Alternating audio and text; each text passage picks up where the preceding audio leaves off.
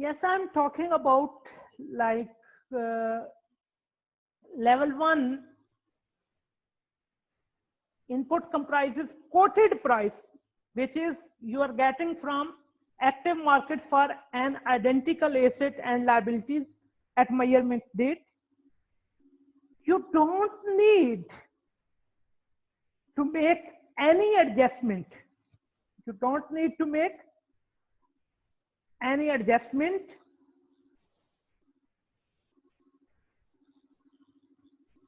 So you are using level 1 fair value without any adjustment for your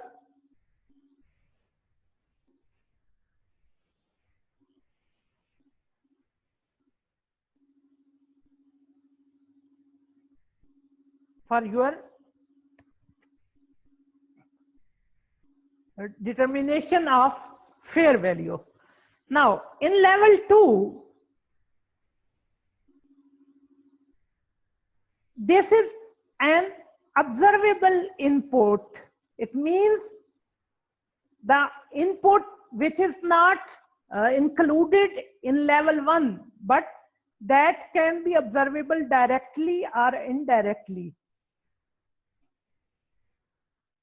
It is a quoted price which is similar or not identical assets or liabilities in active markets, or price for identical or similar assets and liabilities in inactive market.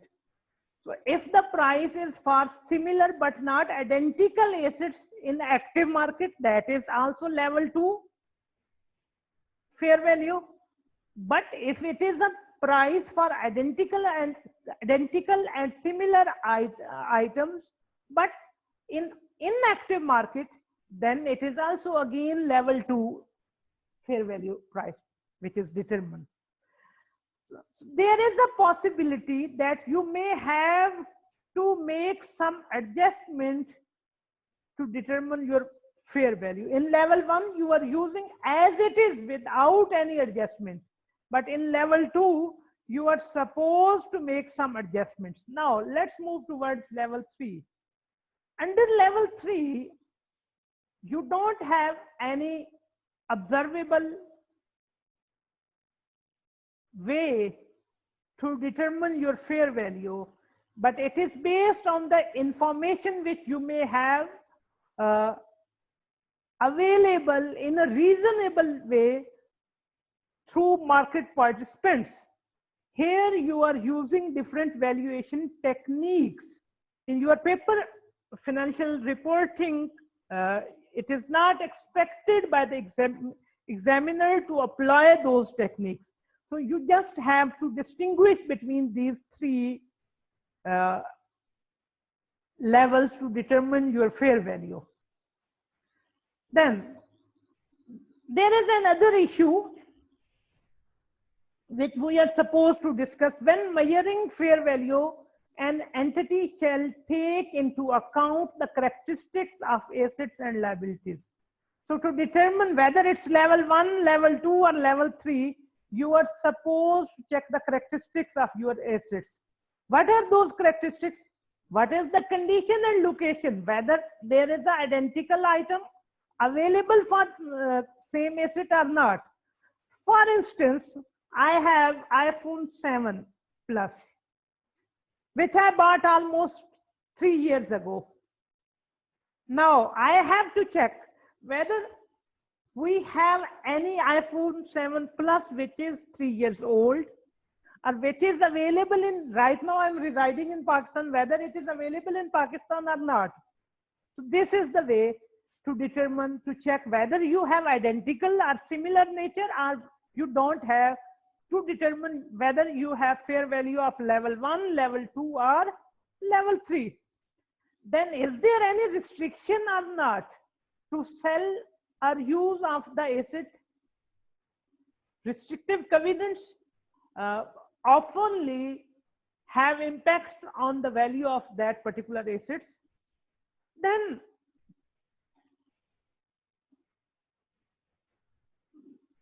entities shall measure the fair value of an asset or liability using assumptions that market participants would use when pricing the asset or liability.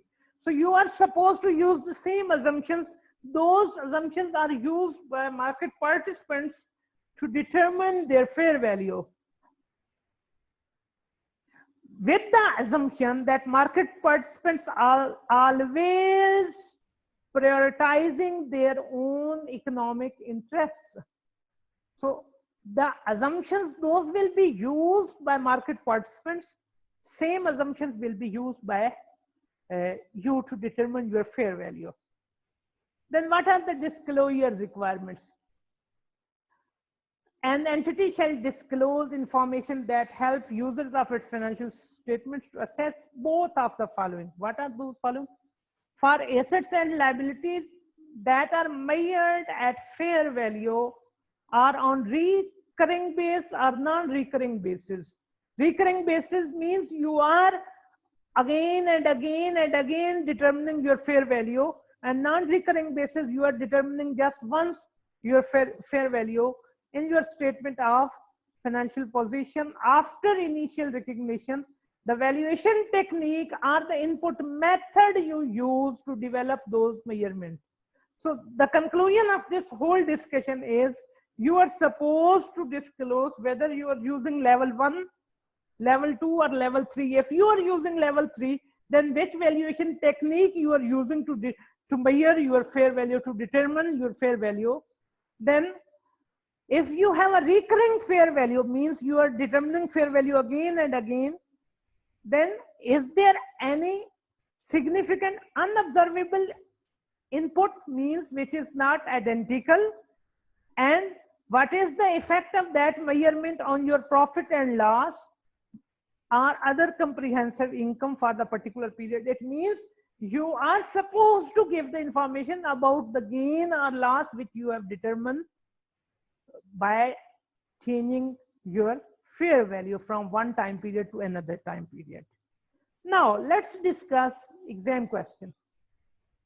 There is a single exam question which is available in your exam kit.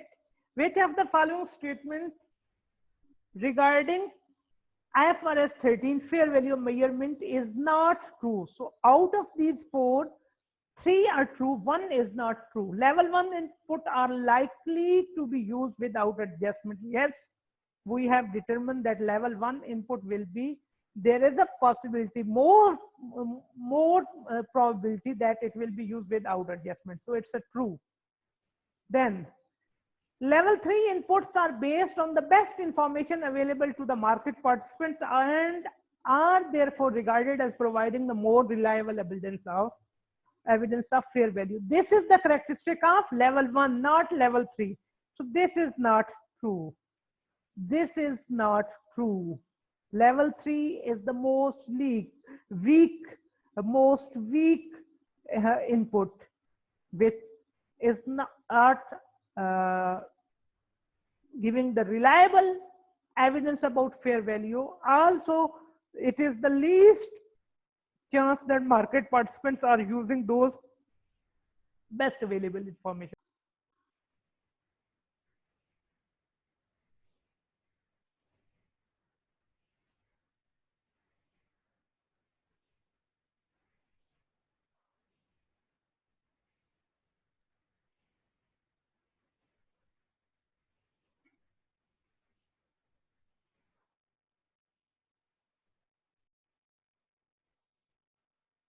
Level 2 input may include quoted prices for similar but not identical assets and liabilities in active market. Yes, there.